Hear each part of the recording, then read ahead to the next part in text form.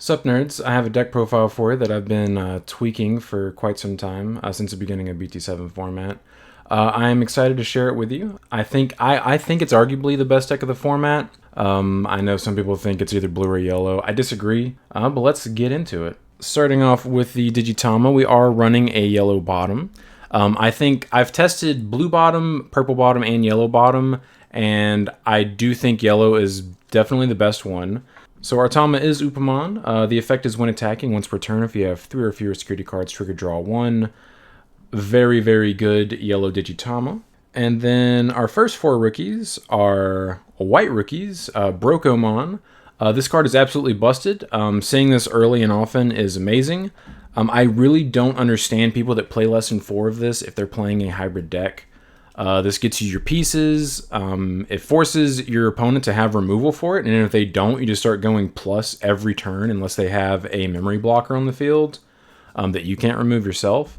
But his effect is on play, reveal the top 5 cards of your deck, add 1 card with hybrid or 10 warriors in its traits, and 1 Tamer card among them to your hand. Place the remaining cards on the bottom of your deck in any order. So he's a top 5 searcher that can grab 2 of your combo pieces. Really good. And then his other effect is your turn once per turn. One of your Tamers Digivolves gain 2 memory. This is very good. It's very good in any hybrid deck, but it's especially good in Cherubimon because if your Cherubi pops and you put multiples of these on the field, you start doing like really stupid stuff by just gaining a bunch of memory. It kind of feels like Lilithoop a little bit just because of like you have access to so much free memory that you can just do all kinds of dumb stuff on your turn. But a very good rookie. And then our next 4 rookies, starting off with some of our yellow rookies. So this is Salamon. This is the on deletion if you have 3 or fewer security cards, trigger recovery +1. Putting this on top of an Upa and then swinging lets you draw a card, and then if it dies, you recover. Pretty cool. This is what allows you to really grind against even decks that are being aggressive with you and just come back. Exceptional card. I want to see it as often as possible or have access to it whenever I need it, so that's why I'm playing 4. I really don't want to need it and not have it. And our next rookie. This is the rookie, along with Bokomon, that allows us to OTK. You guys can probably guess what it is. For Bushiagumon, this is a 3000 rookie that has Rush, so the turn it comes into play, it can swing. Depending on how long the game has gone, you can actually cycle these like multiple times, like with more than 1 Cherubi in 1 turn.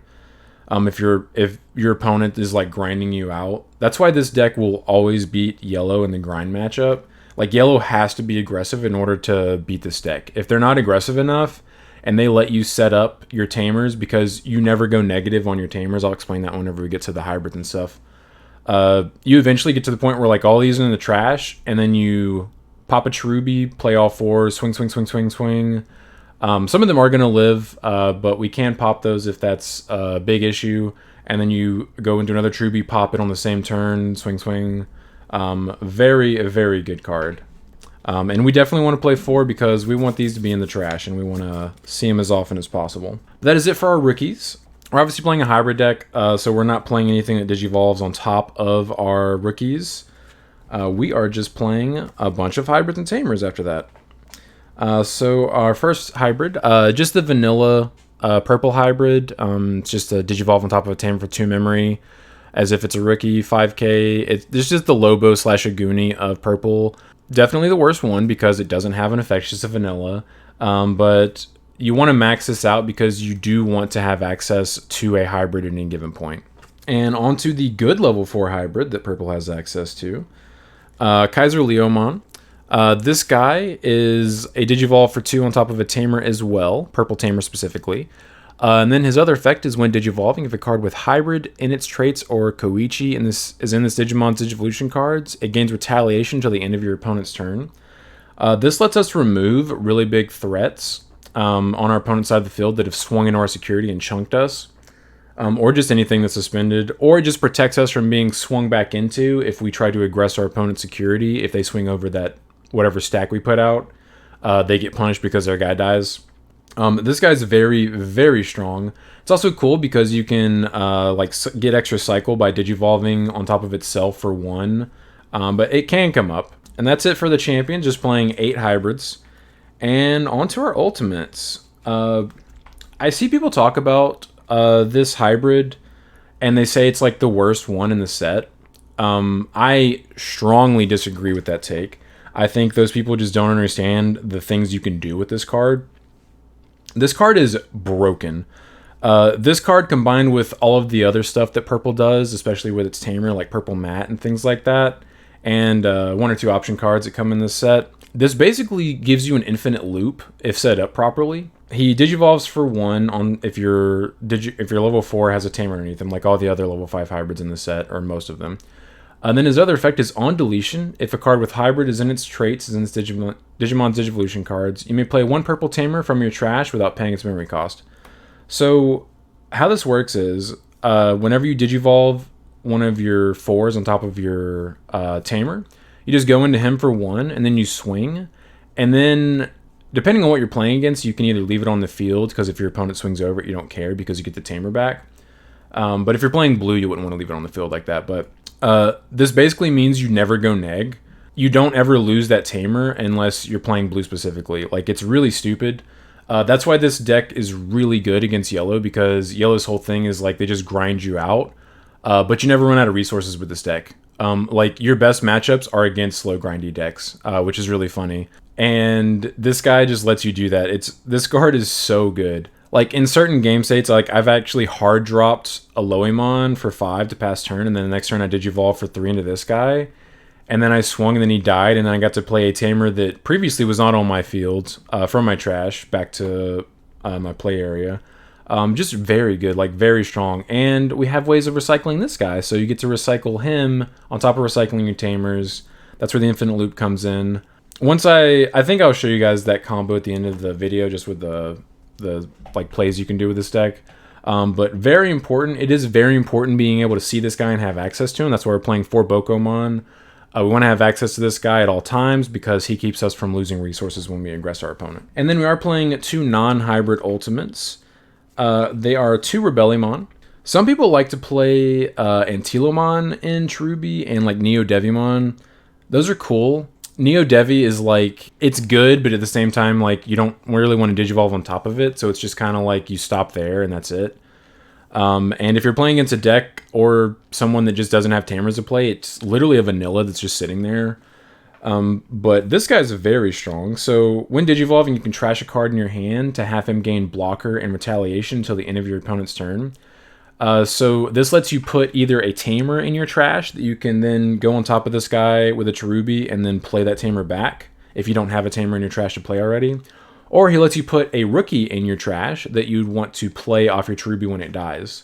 Him having retaliation and blocker is awesome, but him also being able to just like discard stuff from your hand into your trash is like really good. Like, all of his effects just work very well with this deck, and I absolutely love having him in here. Like, once I put him in, I was like, oh yeah, this is it. But the original reason why I put him in is because your actual biggest weakness is just really aggressive decks, specifically red hybrid and Jesmon. But if you can just like stall them out with like these guys and stuff, it's very, very easy for you to win those matchups. Because you can deal with like, wide boards that aren't level 7s or level 6s.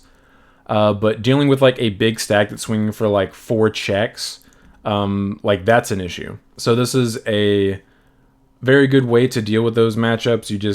You can tell whenever they're about to do a big push, and you just go into this guy.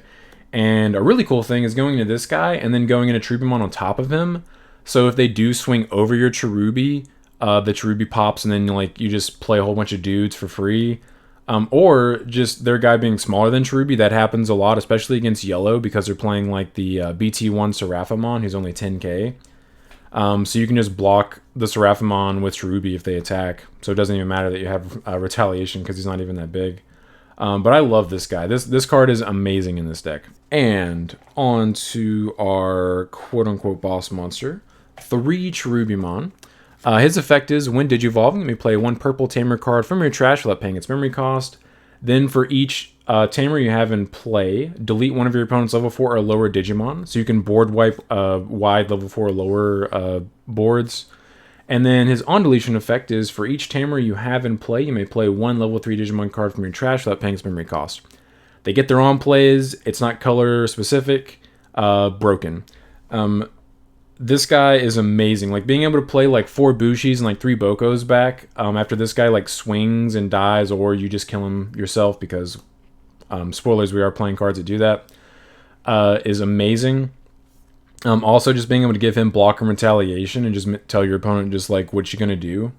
I mean, you can either try to kill me, which isn't gonna happen, or you can just pass a turn, and you probably already know I have a card that can pop this in my hands. Like you're gonna lose either way. It's a very good card. You really only need to ever see one because you can recycle it back. So like I am always tempted to play 2 of this card, but you need to have this in your hand at any given moment so you can always have the ability to Cherubimon your opponent. So that's why I don't want to cut it down to 2 because you can just discard the extras if you do. Like there's no real clogging in purple because you always have discard outlets to get rid of extra cards.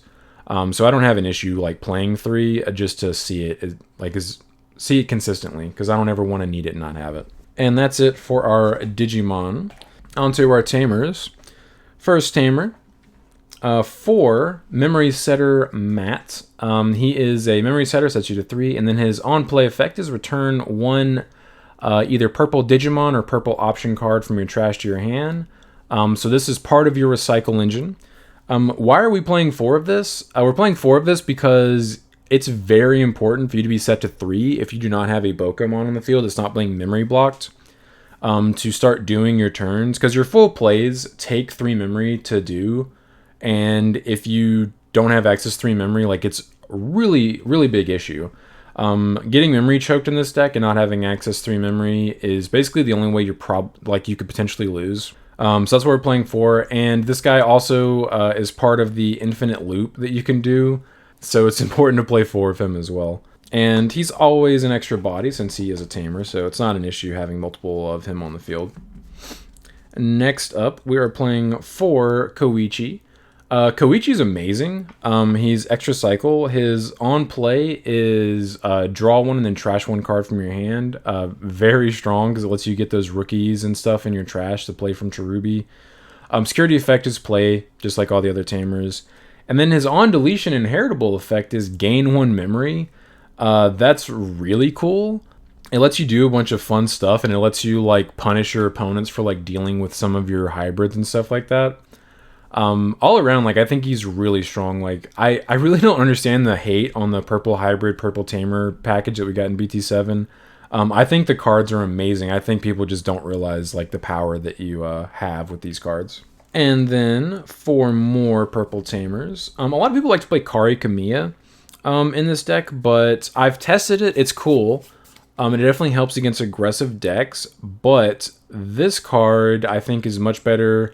Not only just in your deck, like period, like it's just a really good card to let you combo, but it also really messes up certain matchups. For Mimi Tashikawa, her effect is on all turns when either player uses an option card, you may suspend this Tamer to gain 1 memory. That's obviously really strong because Hammer Spark doesn't do anything if you have one of these out. Jack Ray doesn't do anything if they only have 10 cards in trash. Like Blinding Ray, you only gain them 1 memory. Like all those like memory gain options, you don't even need to play memory blockers to stop that. You're just like, yeah, I'm gonna tap these and just be like, nah.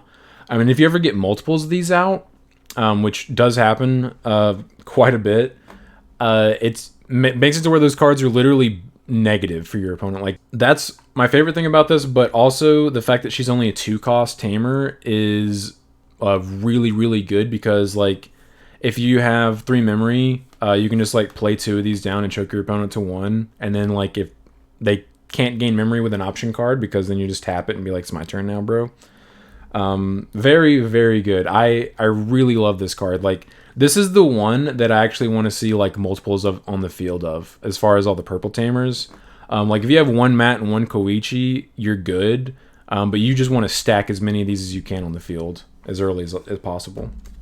And then our last 2 Tamers. These are only non-purple Tamers. You probably can guess what they are. 2 Analog Youth. Another 2-cost Tamer, very good.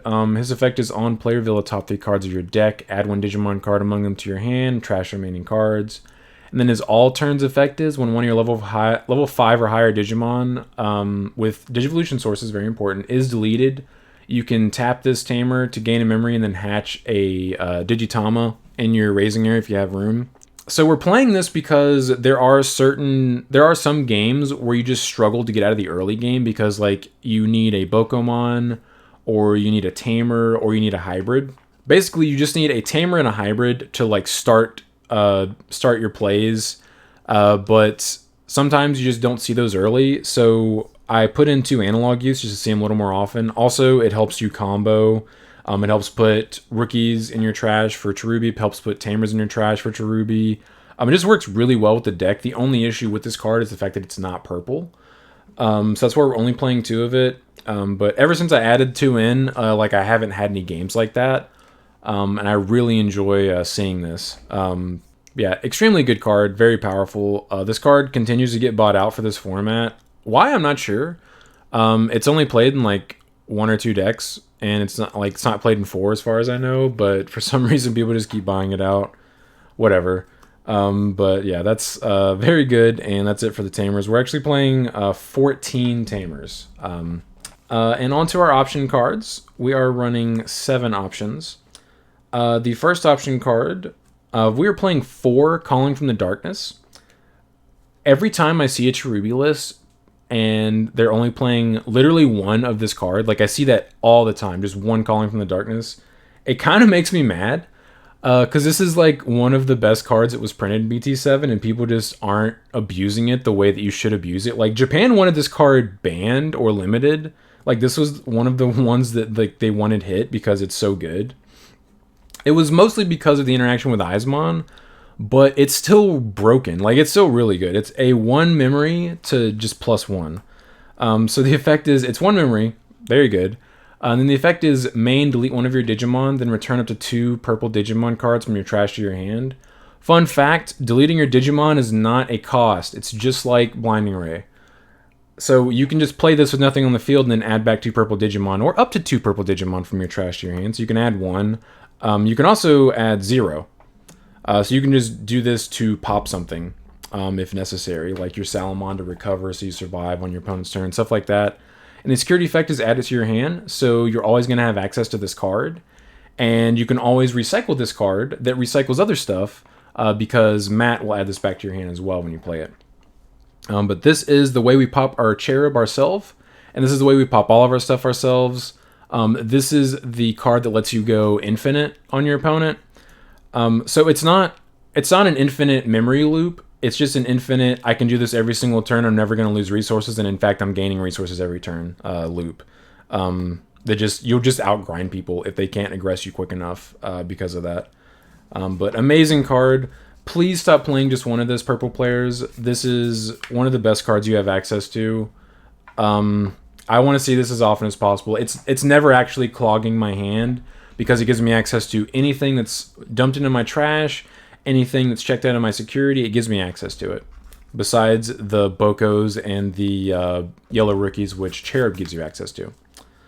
And then our last 3 option cards, 3 whatever this is, I just call it Schwartz. I'm sure you guys are familiar with this card at this point. It's a 6-cost option.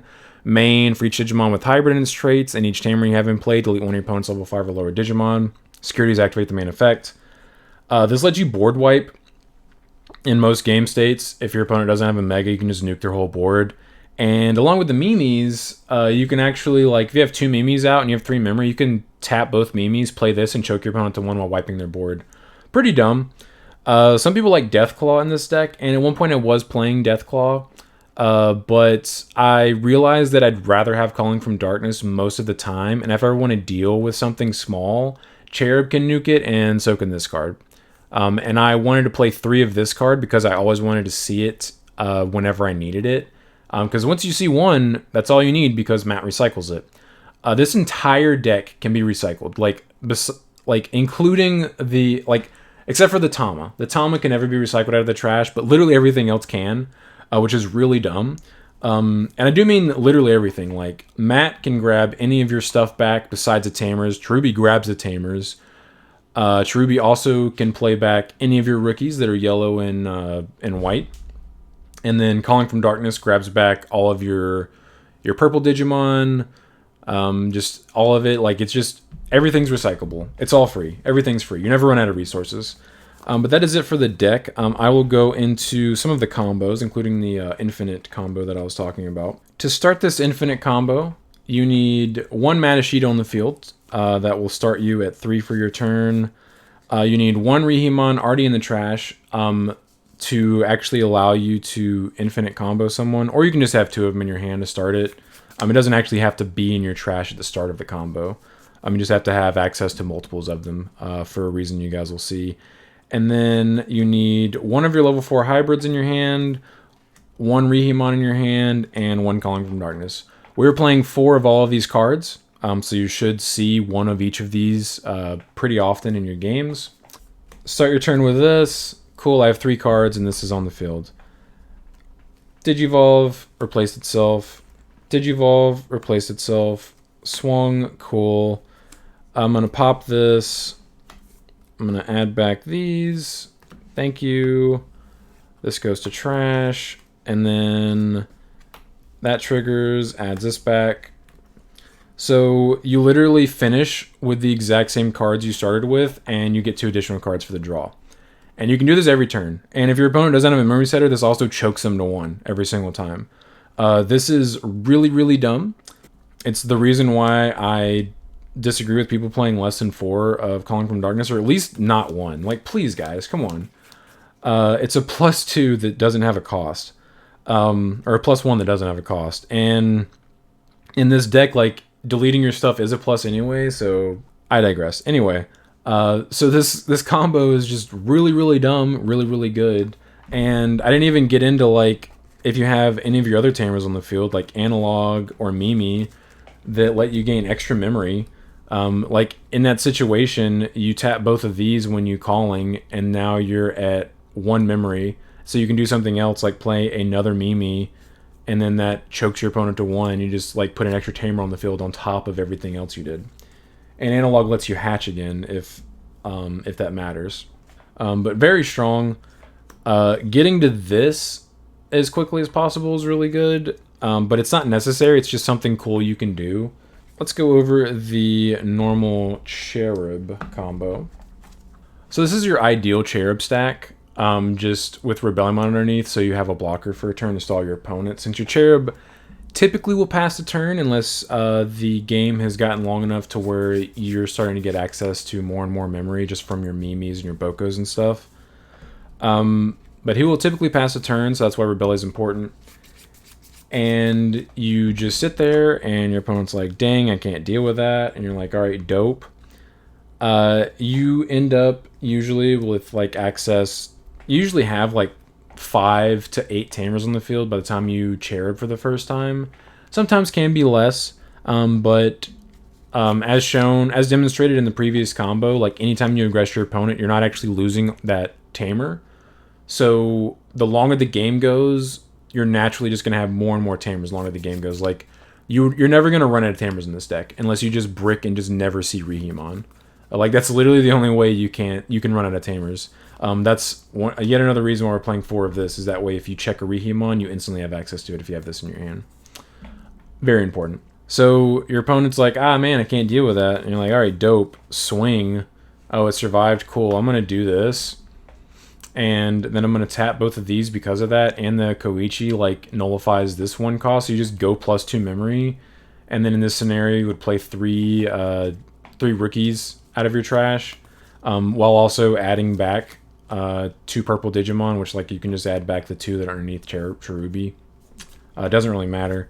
But it's really easy to OTK your opponent once the game state hits a certain point, and they allow you to Cherubi. Like, if you're able to Cherubi someone and you have, like, 5 Tamers on the field, they're probably dying on that turn. But I strongly disagree with people that think this is not the best deck of the format, or at least they think it's, like, not tier 1. Like, that's ridiculous. I just think they haven't seen a good Cherubi list. I do think that if you are playing Purple Hybrid, you do need to be playing Cherubi. If you're just playing, I don't know what you would even do. Like, I guess the Sphinxmon or whatever that thing's called. That thing is trash. Don't play that. It's like Scrap Dragon, but worse. I think this deck has, like, yellow is like borderline free unless they just have a really aggressive build, which most of them don't because that's not their MO. Their MO is to just outgrind you.